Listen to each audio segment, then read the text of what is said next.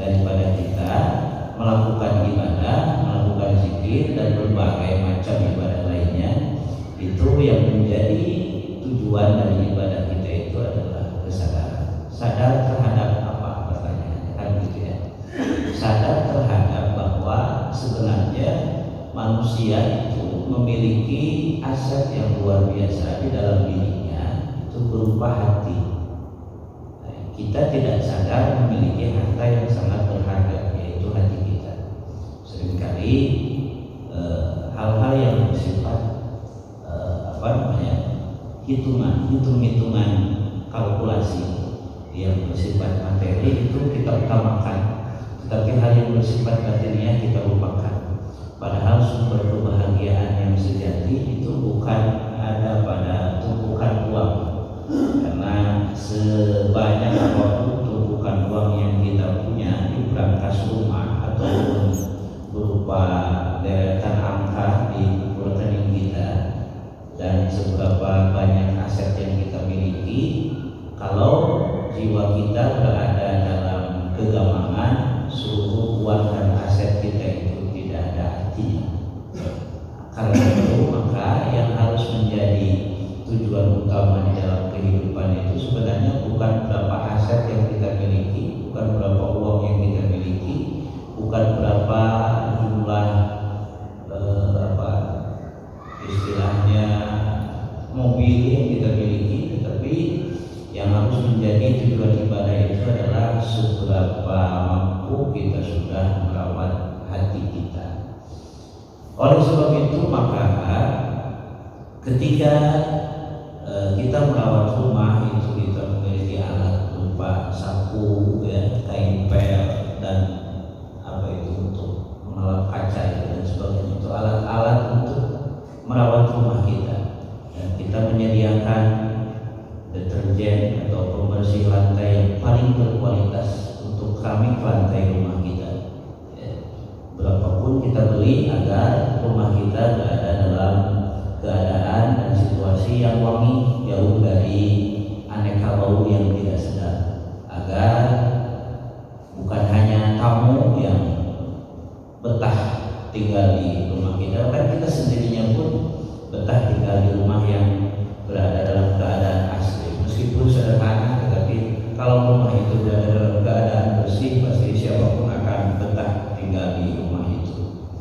Orang memiliki hati, orang memiliki rumah, hanya saja bedanya ketika orang memiliki rumah dia sadar merawat rumah, tetapi orang memiliki hati tidak sadar harus merawat hati.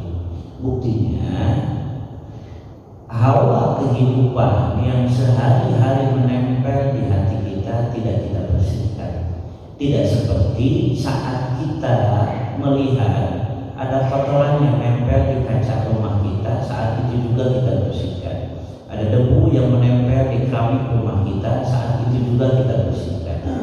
Kita sangat konsen terhadap berbagai macam kotoran yang hinggap di rumah kita, tetapi kita acuh terhadap kotoran kehidupan yang kadung nempel di hati kita. Dari mana kotoran kehidupan itu masuk ke hati kita? Kalau kotoran debu-debu itu masuk ke rumah kita dan dibawa oleh angin, ya. Demikian juga hawa negatif kehidupan masuk ke dalam hati kita ini melalui angin kehidupan yang masuk dari 4 indera yang dimiliki oleh manusia, yakni penglihatan, pendengaran, penciuman, dan indera lisannya sendiri. Saya buktikan sekarang, kalau kita melihat sebuah barang, maka pasti barang itu bagus. Menurut penilaian kita barang itu bagus, kemudian kita lihat barang itu, sesaat setelah kita melihatnya timbul rasa ingin di dalam hati kita untuk membelinya. Padahal yang melihat barang itu adalah mata. Kenapa yang ingin membeli itu hati? Ingin membeli, rasa ingin itu tumbuhnya di dalam hati, tetapi yang melihat barang itu adalah mata. Saat mata melihat, kenapa hati ingin memiliki? Ketika kita mendengar kabar Kabarnya adalah saudara kita meninggal, saudara kita kecelakaan, terdengar oleh telinga, tetapi kenapa yang berduka ini adalah hati? Ya, terdengarnya oleh telinga, tetapi yang berdukanya adalah hati. Tadi kita melihat sesuatu, yang melihatnya adalah mata, yang ingin adalah hati. Kita mencium aroma semur jengkol tetangga, yang mencium itu adalah hidung. Kenapa yang ingin semur jengkolnya adalah hati? Kita ngomong ke istri, ke tetangga, baik dengan bahasa yang lembut maupun dengan bahasa yang kasar. Kadang kita marah. Kenapa yang ngomong bibir kita, lisan kita, tetapi yang kesal itu hati? Ini tidak disadari bahwa ternyata sebenarnya yang kita lihat, yang kita dengar, yang kita cium, dan yang kita bicarakan sebenarnya mempengaruhi hati kita. Seluruhnya menjadi pintu-pintu masuk kotoran kehidupan untuk mengotori hati. Sebagaimana sebuah rumah yang jendelanya tidak rapat, pasti debu-debu kotoran itu akan masuk ke dalam rumah. Ketika penglihatan manusia belum mampu berzikir, pendengaran manusia belum mampu berzikir, penciuman manusia belum mampu berzikir, zikirnya hanya sekedar di lisannya saja, maka yang terjadi adalah seluruh kotoran itu akan tetap masuk ke dalam hati. Kalau untuk membersihkan rumah banyak alat-alatnya, disediakan sapu, disediakan kain pel dan sebagainya, kita tidak pernah sadar apa itu sebenarnya alat untuk membersihkan hati. Sebuah keterangan mengatakan di kulli syai'in siqalah wa siqalatul qalbi dzikrullah. Segala sesuatu memiliki alat pembersih, dan alat pembersih hati itu adalah zikrullah. Ketika dikatakan zikrullah, maka berbeda-beda orang dalam mempraktikkan lafaz zikrullah. Ada yang menggunakan subhanallah, ada yang menggunakan alhamdulillah, ada yang menggunakan Allahu Akbar, ada yang menggunakan la haula wala quwwata illa billahil azim, ada yang menggunakan hasbunallahu wa ni'mal wakil, ada yang menggunakan ni'mal maula wa ni'man nasir, ada yang menggunakan sholawat, ada yang menggunakan banyak hal bisa digunakan untuk zikir sebenarnya.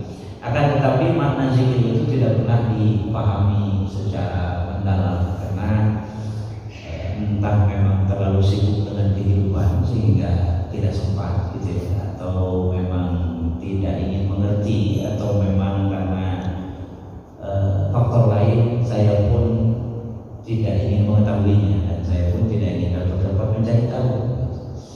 Zikir itu menurut bahasa Arab itu menurut bahasa Indonesia itu kan, zikir itu kan bahasa Arab, menurut bahasa Indonesia itu ingat. Saya tanya sekarang, ingat ada bahasanya enggak? Ingat ada bahasanya enggak? Ingat itu tidak ada bahasa. Bapak sekalian, ingat itu tidak ada bahasanya. Ingat itu tidak ada bahasa.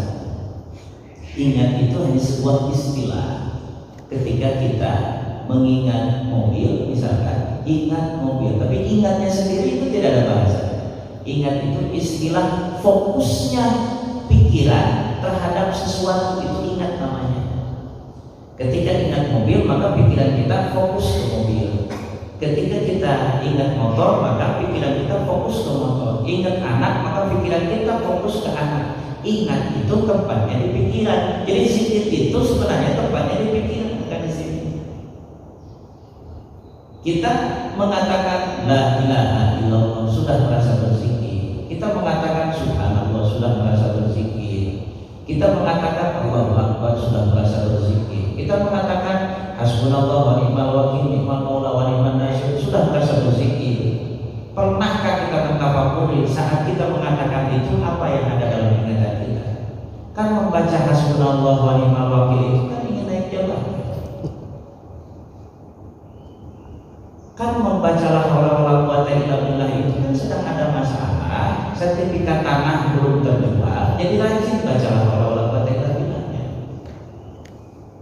Kan kemudian rajin tahajud itu sebenarnya ada target di kantor yang belum tercapai, kemudian rajin ibadah. Lalu saat sedang menjalankan ibadah itu diperintahkan zikrullah, ingat sama Allah, karena akhirnya sholat dari zikir.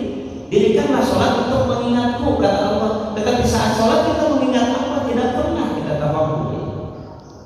Ini menjadi problem yang mendasar dalam cara beragama kita, sehingga sekian tahun kita menjalankan aturan agama, sekian tahun pula akhlak kita masih begitu-begitu saja. Sekian lama kita menjalankan aturan agama, maka sekian lama itu pula akhlak kita masih begitu-begitu saja. Tidak ada perubahan yang signifikan dalam hasil ibadah yang sudah kita lakukan, padahal ibadah kita itu bertahun-tahun. Nah, sehingga semua harus diawali dari ingatan kita sendiri sebenarnya. Karena proses ibadah itu, proses ibadah yang barusan kita jalani, ada salat, ada baca Quran, seluruhnya merupakan media atau cara untuk menggiring ingatan yang betah di dalam kehidupan untuk kembali fokus ke hati. Sekarang saya ingin tanya, rasa tenang itu terasanya oleh hati apa oleh tangan? Nah, kasih sayang terasanya oleh hati apa oleh kaki? Oleh hati kan? Sabar dan syukur terasanya oleh hati apa oleh dengkul? Pasti oleh hati kan ya? Sabar dan syukur terasanya oleh hati, tenang dan nyaman terasanya oleh hati, kasih sayang, belas kasih rasanya oleh hati. Kalau belas kasih saya alih bahasakan ke dalam bahasa Arab itu jadi apa? Jadi Rahman Rahim. Kalau sabar dan syukur saya alih bahasakan ke bahasa Arab itu jadi as-syukur dan asy-syakur. Kalau ridho ya ridho bahasa Arabnya. Kalau gagah saya alih bahasakan ke bahasa Arab itu al-jabbar.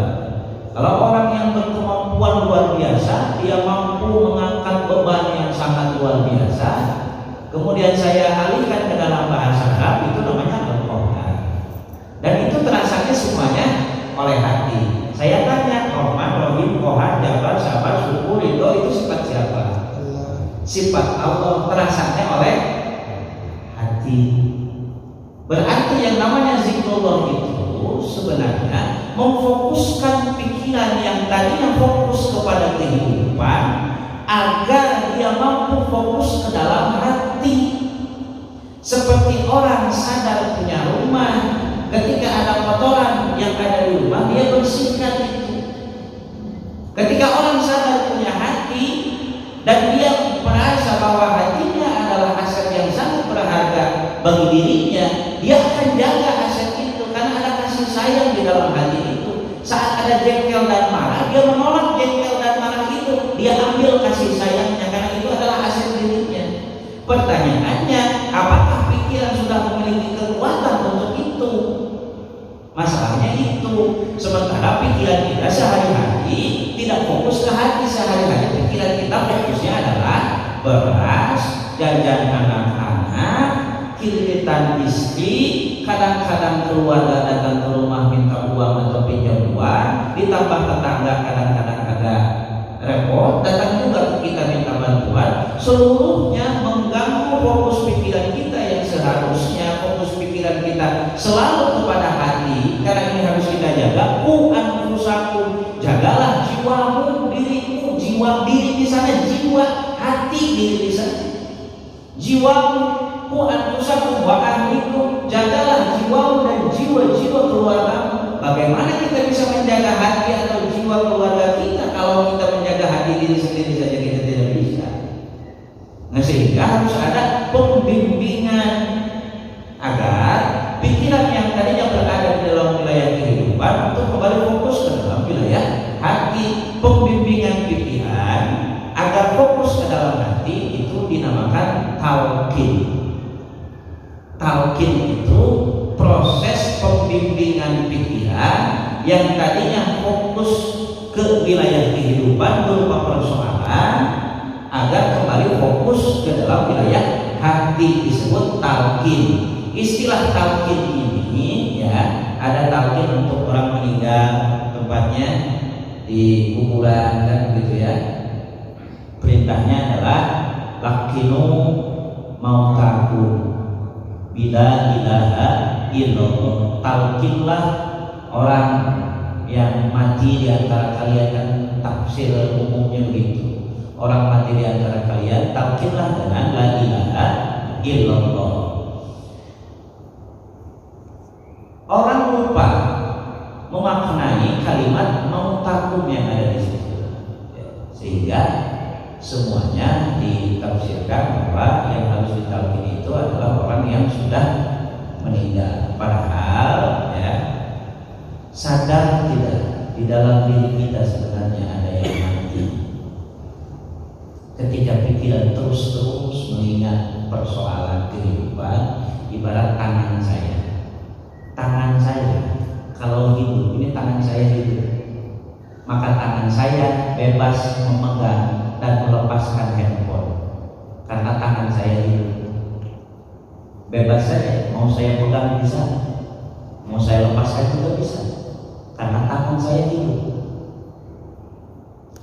Pikiran kita kalau mampu untuk melepaskan diri dari masalah kehidupan, berarti pikiran itu hidup. Kalau dari pagi, siang, sore sampai mau tidur ingat terus masalah, berarti pikiran itu mati. Jenazah itu mati. Kasih uang 5 miliar, ada reaksi apa tidak? Tidak ada, karena jenazahnya ya mati. Coba pikiran kita yang sedang kalut dengan persoalan ajak ibadah, mau nggak? Pasti nggak mau. Pusing dengan masalah sendiri, mati. Maka lakinu mau talqinlah orang-orang mati, orang-orang yang pikirannya mati, tidak mampu menghindari persoalan kehidupan, itu harus ditalqin dengan kalimat la ilaha illallah. Kenapa ditalqinnya dengan kalimat la ilaha illallah? Karena Abdul Dzikri fa'lam annahu la ilaha illallah. Seutama-utamanya kalimat zikir itu adalah la ilaha illallah. Apa itu la ilaha illallah? La ilaha, tidak ada Tuhan, kan begitu tafsir umumnya. Illallah, selain Allah. Jadi la ilaha illallah itu tiada Tuhan selain Allah. Apa yang dimaksud menuhankan sesuatu? Menuhankan sesuatu itu ketika kita ingat segala sesuatu yang bersifat materi, maka kita pada saat itu sedang mempertuhankan materi. Orang ingat uang terus, Tuhannya ya uang. Orang ingat masalah terus, Tuhannya ya masalah. Orang ingat jabatan terus, Tuhannya ya jabatan. Karena itulah ilaha, tidak boleh ingat uang, tidak boleh ingat jabatan, tidak boleh ingat segala macam yang bersifat materi kehidupan. Illallah, kecuali mengingat Allah. Kemana mengingat Allah? Tadi saya sampaikan, segala macam sifat Allah itu terasanya oleh hati. Sehingga yang namanya mengingat Allah adalah memfokuskan pikiran ke hati. Jadi la ilaha illallah itu hakikatnya adalah ketika pikiran fokus ke dalam hati, itulah ilaha illallah. Bukan sekedar bacaan ini. Saya mengatakan rumah Pak Ustadz Salim bagus misalnya. Kenapa saya mengatakan rumah Pak Ustadz Salim bagus? Karena saya sedang berada di depan rumah Pak Ustadz Salim. Mata saya menyaksikan rumah Pak Ustadz Salim, kemudian saya mengatakan rumah Pak Ustadz Salim bagus. Kira-kira ucapan saya sah atau tidak? Sah. Karena saya sedang berada di depan rumah Pak Ustadz Salim, saya menyaksikan sendiri rumah Pak Ustadz Salim, kemudian saya mengatakan rumah Pak Ustadz Salim bagus, karena saya menyaksikan sendiri. Jadi kalimat yang keluar dari mulut saya sah, karena saya menyaksikan langsung rumah Pak Ustadz Salim. Ketika kita mengatakan la ilaha illallah, la ilaha illallah, tetapi saat mengatakan la ilaha illallah itu di dalam otak saya dipenuhi keinginan-keinginan terhadap kehidupan, dipenuhi keinginan-keinginan terhadap sesuatu yang bersifat materi, hati dipenuhi berbagai macam rasa kesel, marah, pusing dan sebagainya, kira-kira ucapan la ilaha illallah saya sah apa tidak? Tidak sah. Karena pikiran saya tidak sedang merasakan ketenangan hati. Kalau saya melihat rumah Pak Ustadz Salim itu dengan menggunakan mata, maka rasa ilahiyah, ketenangan, kenyamanan, kesadaran, kesabaran, syukur, ridho yang ada di dalam hati terasanya oleh akal, oleh pikiran saya. Sehingga pikiran ini tidak merasakan masalah, yang terasa adalah ketenangan dan kebahagiaan yang ada di dalam jiwa saya. Maka ketika saya mengatakan la ilaha illallah, sah ucapan saya karena saya sedang merasakan kenyamanan welas kasihnya Allah yang hadir di dalam hati saya, dirasakan oleh akal, dirasakan oleh pikiran saya.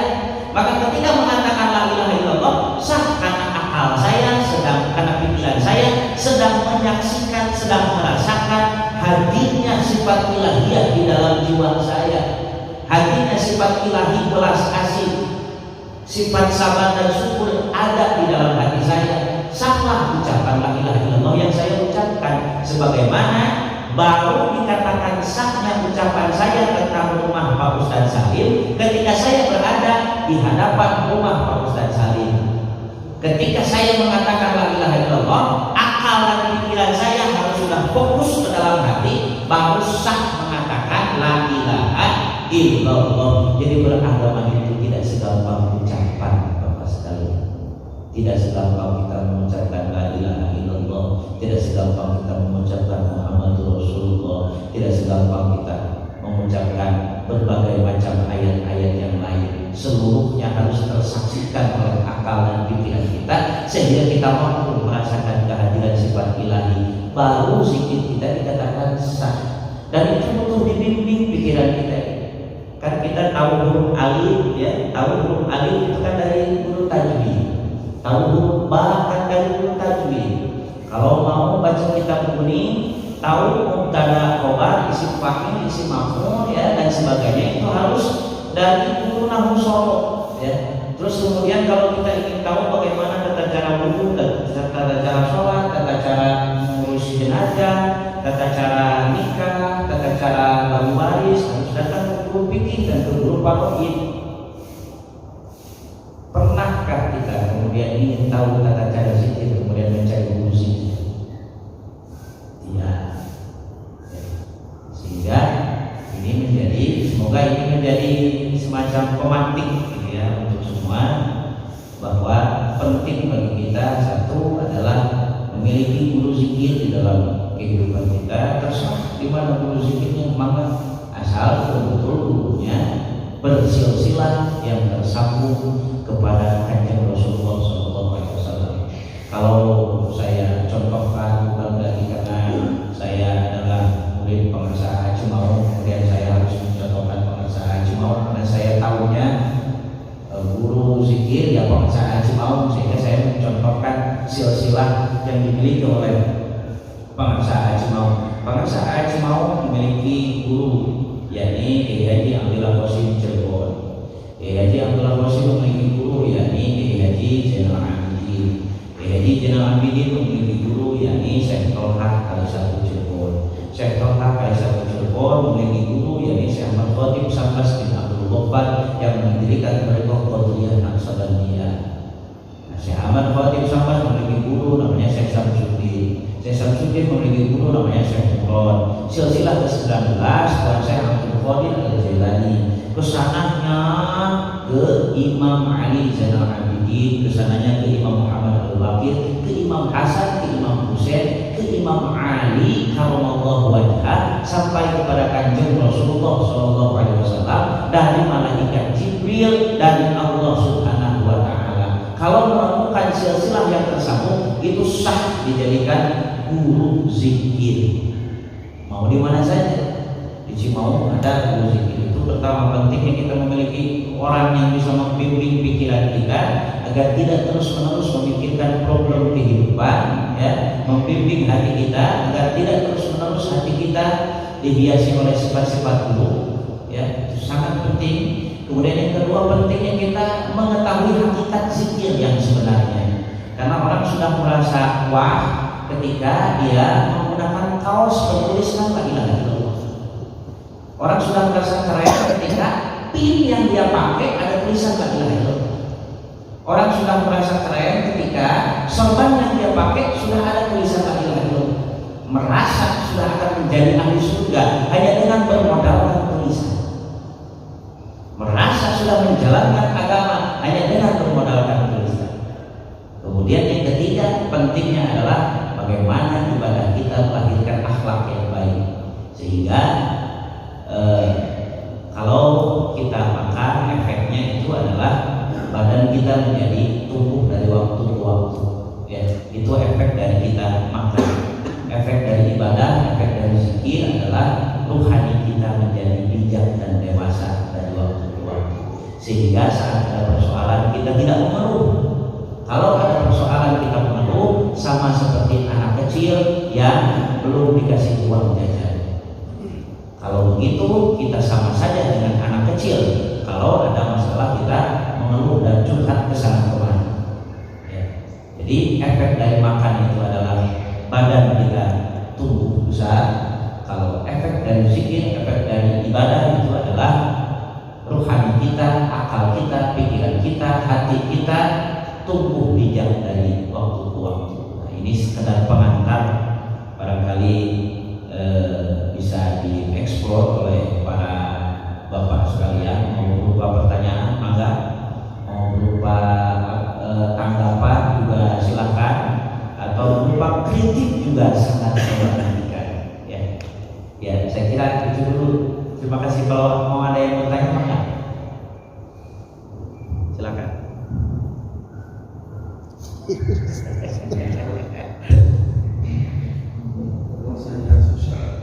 Ini bingung apa tidak mengerti apa gimana ini? Kenapa? Semuanya bingung.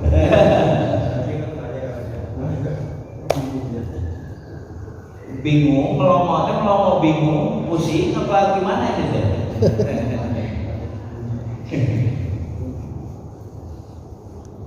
Ada yang bertanya mangga silakan. Mangga. Yo. Untuk masalah zikir Pak ya. Iya.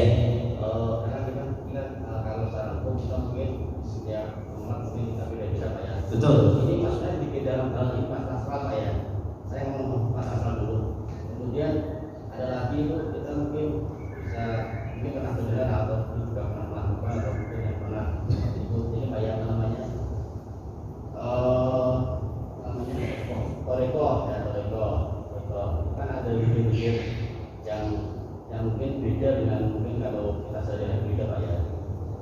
Itu sebenarnya zikir yang mana Pak yang mungkin yang mungkin yang baik lah atau mungkin yang cocok yang apa yang mungkin bisa membuat kita lebih tenang atau semua itu sama atau mungkin ada perbedaan antara zikir mungkin zikir sehari-hari dan zikir yang dari Toreko. Oke, ya. Yang saya praktikkan pada saat ba'da subuh tadi itu tata cara zikir Thariqah Qadiriyah Naqsabandiyah. Yang saya praktikkan barusan ba'da subuh, yang biasanya di masjid ini mungkin zikirnya zikir yang umum. Tapi karena saya diminta mengimami, ya sudah saya lanjut saja barusan. Sebenarnya dalam hati setelah Assalamualaikum ini saya mau pakai yang umum atau pakai yang ternyata keluarnya langsung ila hadrat, berarti pakai yang zikir Thariqah Qadiriyah Naqsabandiyah. Nah, begini Pak ya, ini saya agak sulit sebenarnya untuk menggolongkan sebenarnya harus ikut yang mana kan gitu, yang umum apa yang khusus kan gitu ya. Zikir itu seperti gula Pak, seperti gula kalau dimakan terasa manis ya, gula kalau dimakan terasa manis. Zikir kalau diamalkan terasa tenang dari ujung kepala sampai ke ujung kuku ini Pak. Kalau saya ceritakan, kalau manis rasanya di lidah, zikir terasanya dari ujung kepala sampai ujung kaki, tenang semua. Kalau mau saya buka, silahkan ditanyakan kepada diri bapak-bapak sekalian. Ketika mengamalkan zikir la ilaha illallah yang tanpa digurukan, itu terasa ketenangan dari sini sampai ke seluruh tubuh. Saya yakin tidak, karena saya juga pernah sebelum tarekat saya tidak tarekat. Ya, sebelum menerima talqin zikir saya sama zikirnya seperti yang umum, dan saya pesantren 13 tahun. Saya mencari guru thariqah karena berdasarkan keterangan kitab-kitab pesantren yang saya pelajari, wajib memiliki guru thariqah karena membersihkan batin itu sama halnya wajib hukumnya seperti membersihkan zahir kita. Membersihkan badan ini adalah fardu ain hukumnya. Begitupun membersihkan hati dan pikiran juga fardu ain. Kalau badan kita bersihkan setiap hari, mandi namanya. Mandi ada tata caranya. Mandi junub begini tata caranya. Kan ya, wudu begini tata caranya. Dibersihkan badan kita saat mau ibadah. Kalau membersihkan badan mah ini dengan menggunakan air, nah membersihkan hati dan pikiran dengan menggunakan zikir. Nah, pertanyaannya, zikirnya zikir yang mana? Problemnya adalah untuk membersihkan seluruh badan kita membutuhkan air. Airnya ada. Nah, untuk membersihkan rohani harus ada zikirnya. Pernah punya nggak zikirnya? Punyanya dari mana? Saya tanya. Baca dari buku, dengar dari orang, apa dikasih sama guru? Itu beda. Saya baca berita tentang Jakarta. Jakarta banjir.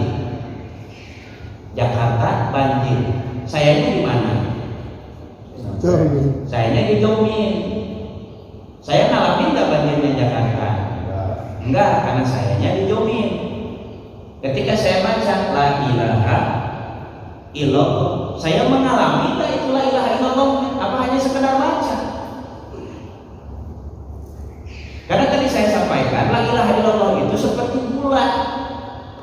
Kalau gula dikonsumsi terasa manis, la ilaha illallah diamalkan, tenangnya terasa dari ujung kepala sampai ujung kaki, sehingga kusuk namanya, sholatnya enak. Allahu Akbar. Habis itu yang namanya bang hemok di kepala nggak ada. Yang namanya rasa pusing terhadap persoalan nggak ada di kepala itu. Tenang, nyaman, aktivis sholat dari zikir. Dirikanlah sholat untuk mengingatku, kata Allah. Pikiran terisi dengan ketenangan. Itu bedanya zikir tarekat dan zikir yang non tarekat. Karena sebelum tarekat saya juga tidak tarekat.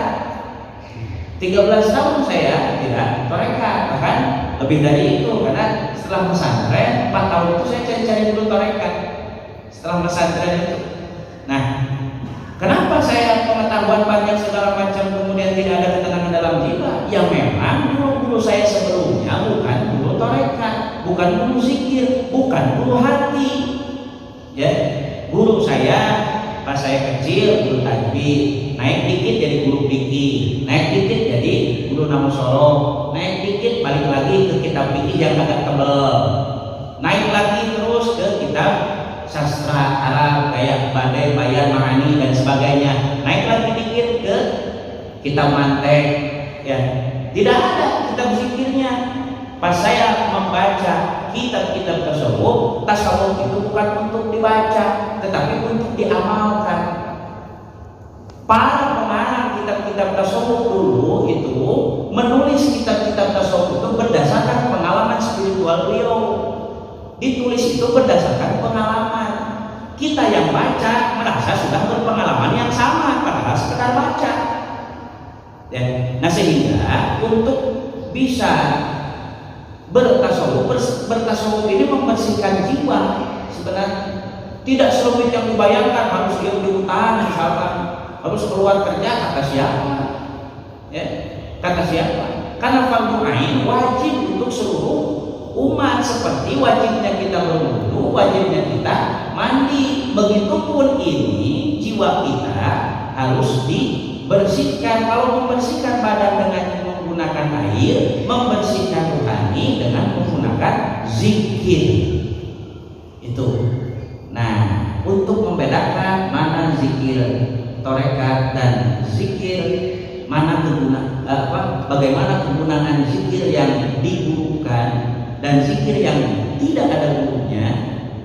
Saya tanya misalkan subhanallah 33 kali, Allahu Akbar 33 kali. Kalau saya tanya silsilahnya, pasti bapak-bapak tidak bisa menunjukkan. Silsilah itu dapatnya dari mana? Subhanallah 33 kali dapatnya dari mana? Dari hadis misalkan, ikut meriwayatkan hadis enggak kan? Berarti dari baca, dari mendengar, bukan dari guru langsung yang memberikan. Inilah yang mengakibatkan apa yang kita baca dari guru tidak memiliki efek terhadap jiwa kita. Berbeda dengan zikir yang digurukan, itu memberikan efek ke dalam jiwa kita.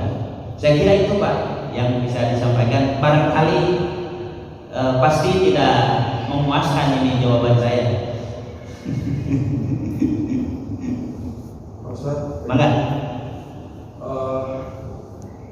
Di dalam kesaksian itu berarti harus melihat langsung gitu ya.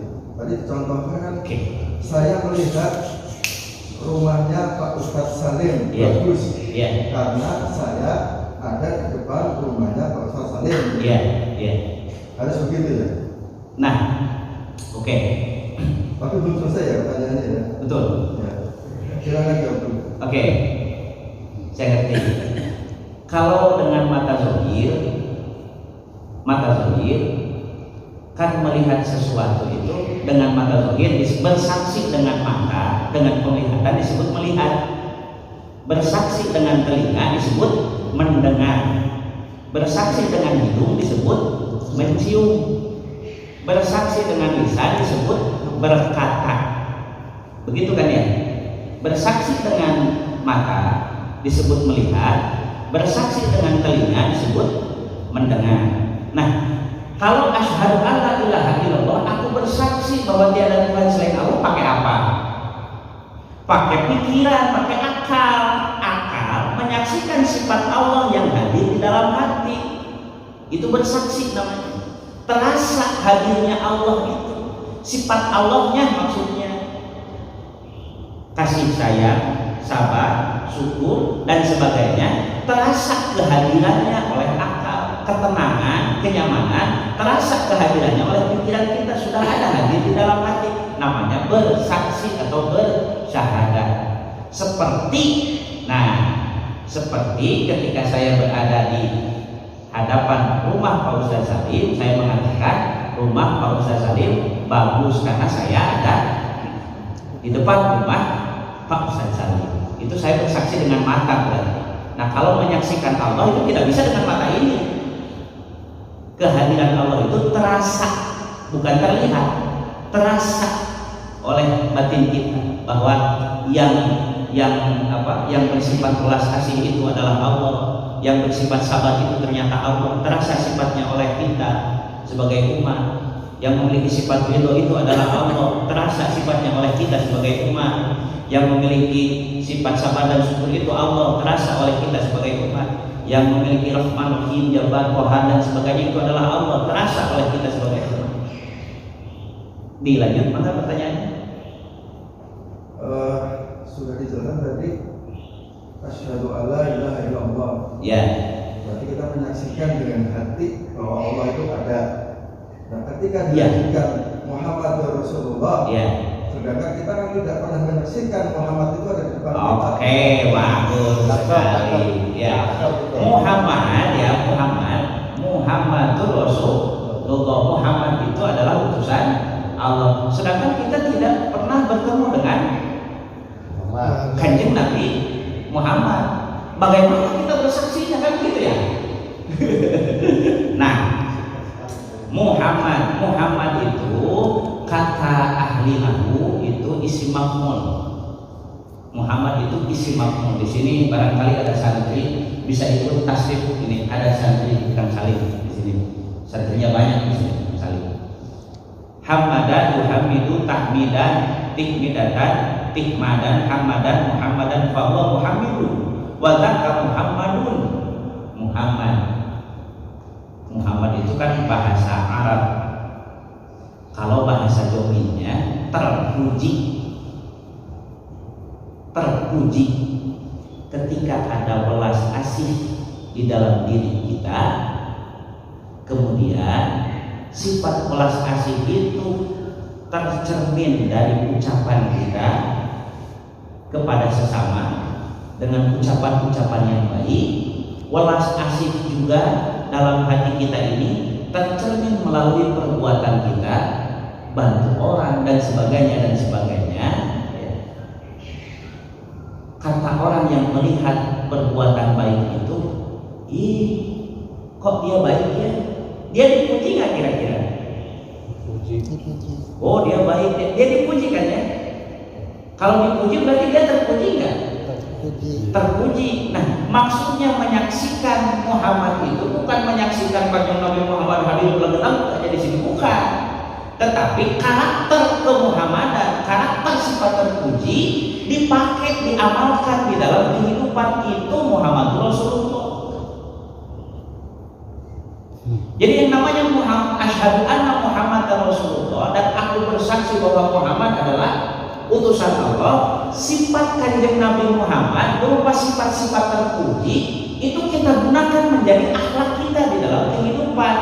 Welas asih itu sifatnya Allah kan ya, kita gunakan dalam kehidupan sehingga itu menjadi sifat terpuji. Itulah asyhadu alla ilaha illallah wa asyhadu anna Muhammadan Rasulullah. Kira-kira bisa diikuti gak Pak? Jadi menyaksikan Muhammad ini bukan menyaksikan melihat Kanjeng Nabi Muhammad, tapi menggunakan ajarannya di dalam kehidupan, akhlak baiknya di dalam kehidupan, akhlaknya yang terpuji menjadi akhlak kita. Karena innama bu'istu liutamima makarimal akhlak, aku diutus untuk menyempurnakan akhlak yang mulia, kata Kanjeng Rasulullah kan begitu ya. Berarti menyaksikan Kanjeng Rasulullah itu maksudnya adalah melaksanakan seluruh sifat-sifat baik itu di dalam kehidupan sebagai media pergaulan. Begitu Pak. Bisa terikuti nggak Pak? Masih agak berat. Agak berat. Iya. Mana? Saya melanjutkan pertanyaan dari kemudian. Iya. Pertama, pertanyaan yang pertama adalah zikir yang bagus itu yang seperti apa? Iya. Ada satu pernah saya mendengar bahwa zikir yang baik itu adalah zikir yang dilakukan, bukan zikir yang ditanyakan. Pertama. Yang kedua, tadi Pak Ustadz mengatakan bahwa zikir itu adalah hasil akhirnya adalah ketenangan batin. Cuman problemnya adalah ketenangan batin itu sangat relatif antara saya dengan Pak Meja. Oke. Standarnya itu nggak jelas gitu. Iya. Ya, standarnya ketenangan batin. Jadi menurut saya, pertama, zikir yang bagus itu adalah zikir yang dilakukan, dan yang kedua, hasil akhir dari zikir itu, dari zikir itu, ketenangan batin itu adalah social action. Artinya begini, misalkan kita sedekah, itu adalah hasil zikir yang bagus. Kasih sayang sama orang, sosial dan sebagainya. Nah, pernyataan saya ini bagaimana menurut Anda? Oke ya. Ini nyambung sebenarnya ini. Kita mendekatan Pak. Iya. Mendekatan ya. Iya. Sebelah Ini nyambung ini ya sebenarnya. Ya, oke. Bersama lagi pamung juga. Ada zikir lisan, ya. Nah, ada zikir qalbi, kemudian ada zikir af'al. Zikir lisan, zikir dengan menggunakan lisan. La itu kan ya. Zikir qalbi dengan menggunakan hati, dan sebagainya. Tapi itu harus diijajah dulu kalau ngomong, ya. Ada zikir af'al atau zikir fi'li, zikir perbuatan. Apa? Welas asih. Hasil daripada ketenangan jiwa itu welas asih. Hasil ketenangan jiwa itu sabar dan syukur. Hasil ketenangan jiwa itu jabat dan to'at. Hasil dari ketenangan jiwa itu seluruh sifat-sifat yang ada dalam Asmaul Husna itu hasil ketenangan jiwa. Jadi kalau dikatakan tadi ketenangan jiwa itu relatif, ada ukuran di sini. Jadi tidak bisa dikatakan ini tenangnya karena masih ada lilin, itu baru relatif. Ini tenang karena masih ada beras, itu baru relatif. Tetapi ketenangan hasil zikir ini mutlak. Ukurannya adalah seluruh sifat baik itu membuktikan bahwa dia sudah berzikir. Seluruh sifat baik yang ada di dalam dirinya itu membuktikan dia sudah berzikir. Ketika sifat baik itu dia amalkan di dalam kehidupan berupa senyum, ramah tamah, ya, sedekah dan sebagainya, itu zikir sudah menjadi perbuatan. Tetapi apakah saat melakukan perbuatan baik, pikiran kita menyadari ada sifat jelek di dalam hati apa tidak? Contoh begini, ngasih ke orang baik apa tidak? Baik kan ya? Tetapi ketika ngasih ke orang, ada harapan di dalam hati kita, semoga nanti kalau saya ada masalah dia mau bantu. Itu jadi baik atau enggak? Ya. Masalah. Nah, menyingkirkan itunya Pak, yang apa? Ketika ada zikir yang ditalkin, ada zikir yang diijajah, ada zikir yang dibutuhkan, akal kita ini sadar ada yang seperti itu dalam hati kita. Sehingga saat itu juga itu sifat ditendang sama akal kita, sehingga menjadi murni lagi. Sehingga ngasihnya pun ngasih dengan kemurniannya, disebut ikhlas namanya. Tidak ada yang timbal balik. Barangnya bisa sama dalam perbuatan, sama-sama ngasih ke anak yatim misalnya, atau sama-sama ngasih ke tetangga. Tetapi pernahkah akal kita menyadari saat kita ngasih itu, ini hati sudah ada dalam keadaan tulus, ataukah masih ada ingin misalkan, nah gue ajak makan, moga-moga proyek gue nanti bisa jalan deh kalau misalkan gue ajak makan misalkan. Itu belum hasil zikir, meskipun barangnya sama-sama kebaikan. Nah sehingga zikir toriko atau zikir torekat atau zikir yang ditalkinkan ini memberikan pemahaman terhadap akal seluruh sifat jelek yang ada di dalam hati yang harus disingkirkan dan seluruh sifat baik yang harus dimunculkan. Akal kita nanti secara otomatis mengatur itu karena akalnya sudah berisi zikir. Nah sementara hari ini kan akal kita bisa jadi berisi setoran peru katanya, terus berisi akal kita ini setoran lisi gitu ya, dan sebagainya. Nah, itu ganti nanti diisi oleh seluruh energi positif yang dihasilkan dari hati, sehingga saat ada sifat jelek yang menyapa hadir, akal kita otomatis bukan engkau yang aku inginkan.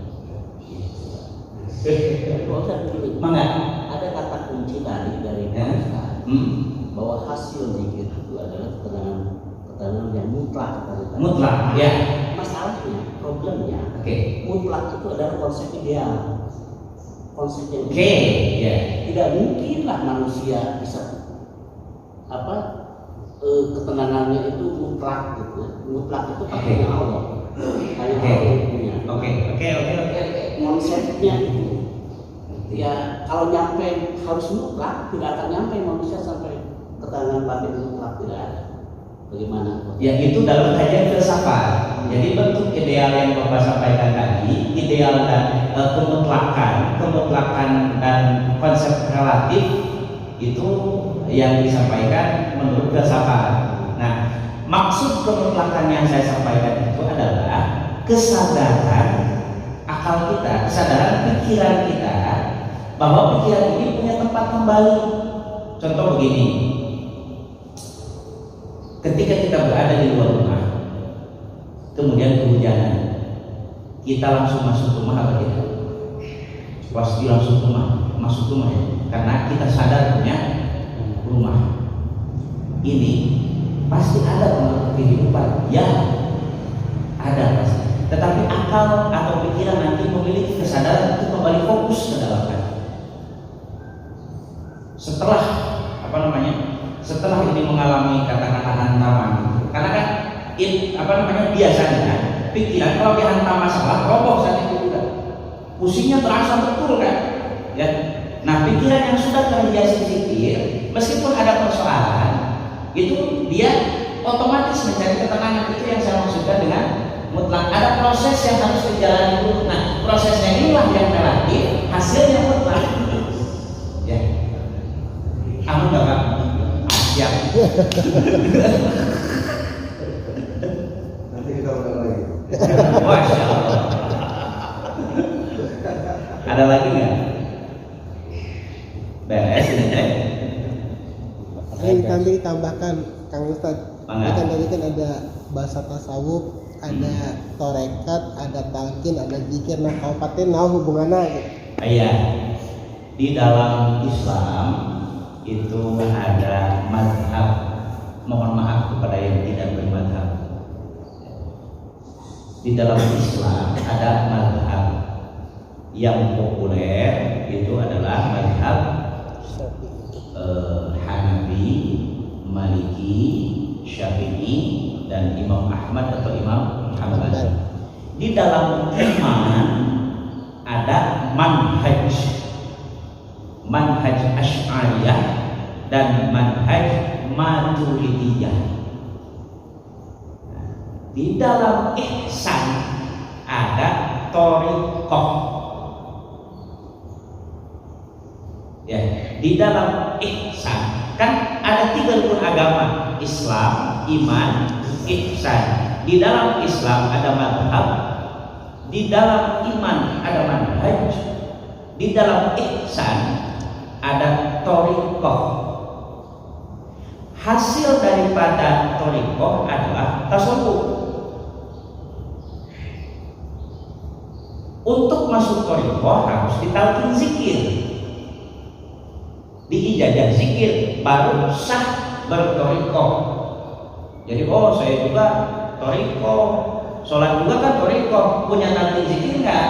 Kalau belum punya, belum berthariqah. Thariqah, gerbang thariqah adalah talqin zikir atau ijazah zikir dari guru mursyid, guru yang bersilsilah tembus ke Kanjeng Rasulullah Shallallahu Alaihi Wasallam. Silsilahnya seperti tadi saya sampaikan. Kemudian dia sah berthariqah.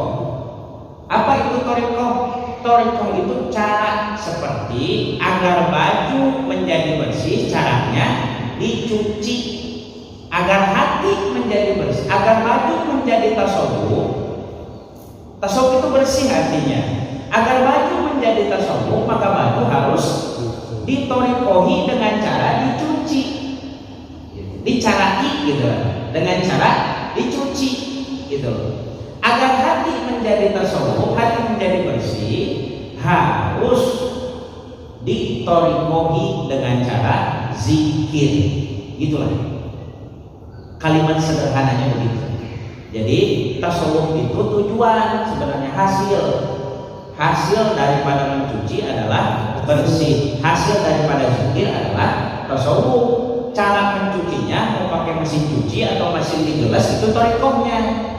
Itu caranya. Cara zikirnya mau zikir jahat, mau zikir kopi seperti tadi di akhir, itu mah thariqahnya.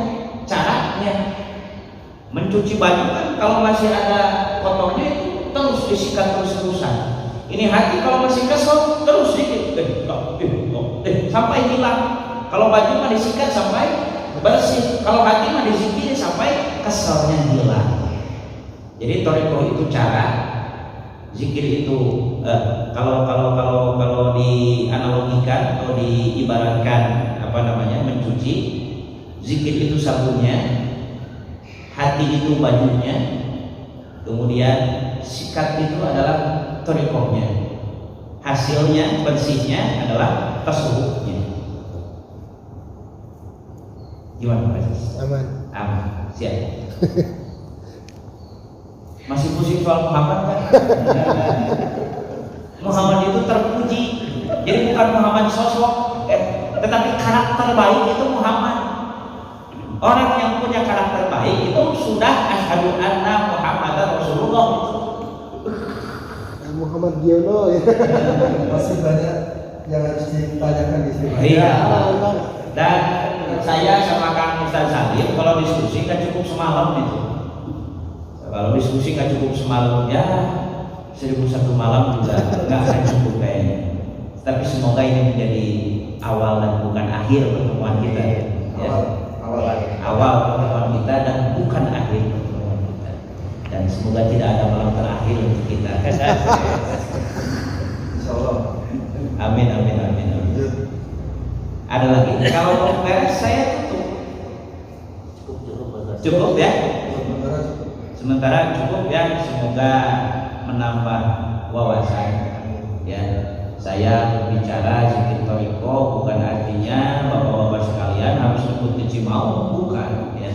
Tetapi ini adalah ilmu yang harus disampaikan kepada semua bahwa dimensi Islam itu sangat luas sehingga kita tidak boleh merasa sudah beragama hanya berbekal satu dimensi saja. Hanya dengan berbekal satu sudut pandang saja kita tidak boleh sudah merasa beragama. Dimensi Islam itu luas dan semuanya Allah katakan udkhulu fis-silmi kafah, masuklah ke dalam Islam secara keseluruhan, bukan bajunya yang keseluruhan tetapi akhlaknya pun harus akhlak yang Islami, zahir batinnya Islam. Semoga kita diberikan kesehatan lahir batin dan senantiasa diberikan ketenangan di dalam kehidupan. Billahi taufiq wal hidayah. Assalamualaikum warahmatullahi wabarakatuh.